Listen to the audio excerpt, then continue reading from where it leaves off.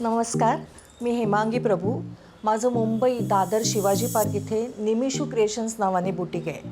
पण गेल्या 7-8 वर्षांपासून मी साड्यांचा व्यवसाय सुरू केला आहे. आणि हा व्यवसाय करत असतानाच मला साड्यांची जी माहिती, जो इतिहास कळला, तो तुम्हा सर्वांबरोबर शेअर करावा म्हणून हे चॅनेल. नमस्कार. असं म्हणतात की 3ऱ्या शतकात प्रसिद्ध ग्रीक ट्रॅव्हलर मॅगॅस्थिनस लखनौमधल्या एका गावातून जात असताना तहानेने व्याकुळ झाला आणि त्याच्या घशाला कोरड पडली. परंतु एका गरीब माणसाने त्याला पाणी पाजलं. तेव्हा त्या गरीब माणसाच्या उपकारातून उतराई होण्यासाठी मॅगॅस्थिनसने त्याला चिकनकारी ही कला शिकवली, जेणेकरून त्या कलेद्वारे तो आपल्या दैनंदिन गरजा भागवू शकेल. इतिहासात उल्लेख आहे की मुघल बादशाह जहांगीर ह्याची रूपसुंदर बेगम नूरजहान हिने आपली ही क्लिष्ट, अतिशय गुंतागुंतीची शॅडो आणि डिझायनर टाईपची भरतकामाची कला लोकांना शिकवली. काही लोकांच्या मते चिकनकारी हा शब्द पर्शियन शब्द चाकीन या शब्दापासून घेतला आहे, ज्याचा अर्थ भरतकाम असा होतो. तर काहींच्या मते ईस्ट बेंगॉलमधल्या चिकन या शब्दापासून चिकनकारी हा शब्द घेतला आहे, ज्याचा अर्थ फाईन असा होतो. चिकनकारी साडीचे अनेक प्रकार आहेत. त्यातले सर्वात पॉप्युलर प्रकार म्हणजे जॉर्जेट चिकनकारी साडी. ही एकदम हलकी आणि फ्लोई असते, ज्यामुळे ती सर्वसाधारणपणे उन्हाळ्यात परिधान करतात. यावर नॉर्मली इंट्रिकेट डिझाईन पॅटर्न्स आढळतात. दुसरी कॉटन चिकनकारी साडी. या साड्या प्युअर कॉटनपासून तयार होतात आणि दैनंदिन जीवनात वापरण्यासाठी त्या फार उपयोगी असतात. तिसरी सिल्क चिकनकारी साडी. प्युअर सिल्कच्या या साड्या विशेष प्रसंगासाठी वापरतात. नॉर्मली या साड्यांवर इलॅबोरेट भरतकाम केलेलं असतं.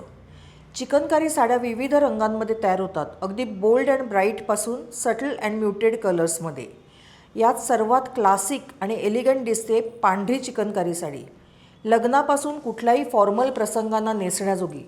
जनरली या पांढऱ्या साड्यांवर पांढऱ्या रंगाचंच इंट्रिकेट काम केलेलं असतं.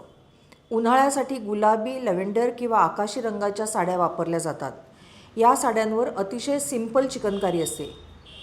पार्टी किंवा सणासुदीच्या समारंभांना इलॅबोरेट एम्ब्रॉयडरी पॅटर्न्सनी नटलेल्या लाल, पिवळ्या आणि ऑरेंज साड्या नजरेस पडतात. चिकनकारीवर करण्यात येणारं भरतकाम विविध प्रकारचं असतं. यातल्या प्रत्येक प्रकाराला स्वतःची युनिक स्टाईल आणि पॅटर्न असते. यातले काही महत्त्वाचे 5 प्रकार मी इथे सांगते आहे. पहिला टप्पा टाका. हे सरळ वळणदार रेषांमध्ये केलेले टाके असतात, जे साध्या डिझाईनसाठी वापरले जातात. दुसरा बखिया टाका किंवा शॅडो वर्क. कापडाच्या मागच्या बाजूने टाके घेऊन समोर हलकी सावली तयार होते. हा चिकनकारीतला खास टाका आहे. हूल टाका. फुलांच्या पाकळ्या दाखवण्यासाठी या टाका वापरतात. लहान लहान छिद्र करून त्याभोवती भरतकाम करतात. जाली टाका. कापडात जाळीसारखी पोकळ जागा करून त्यावर भरतकाम केलं जातं. हा टाका साडीला हलकं आणि नाजूक लूक देतो. आणि सर्वात शेवटचा झंजिला टाका. हे साखळीप्रमाणे असतात, ज्याने डिझाईनला फ्रेम दिली जाते. आता ओरिजिनल चिकनकारी कशी ओळखावी? ऑथेंटिक चिकनकारीवर हाताने एम्ब्रॉयडरी केलेली असल्यामुळे धाग्यातलं अंतर आणि पॅटर्नमध्ये हलकासा का होईना फरक असतो, तर मशीन मेडमध्ये तो आढळत नाही. ओरिजिनल साड्यांच्या उलट बाजूचे धागे हाताने विणलेले कळतात, तर मशीन मेडमध्ये उलट बाजू देखील क्लीन आणि युनिफॉर्म असते. ओरिजिनल साडीवरचं टेक्स्चर थोडं हाताने विणलेल्या धाग्यांमुळे उंच सखल वाटतं, तर मशीन साडीचं टेक्स्चर स्मूथ असतं. या साड्या ऑथेंटिक सोर्सेसकडून विकत घेणं हेच सर्वात उत्तम. साडीची काळजी कशी घ्यावी? साडीवरचं वर्क खूप नाजूक असल्यामुळे ती फक्त ड्राय क्लिनिंगलाच द्यावी. थेट सूर्यप्रकाश टाळावा, नाहीतर साडीवरचं वर्क खराब होण्याची शक्यता असते आणि त्याच्यावरचे रंगही फिकट पडू शकतात. लो टेम्परेचर ठेवून साडीला इस्त्री करावी, की ज्यामुळे साडीवरचं वर्क अबाधित राहील. आता इथे थांबते.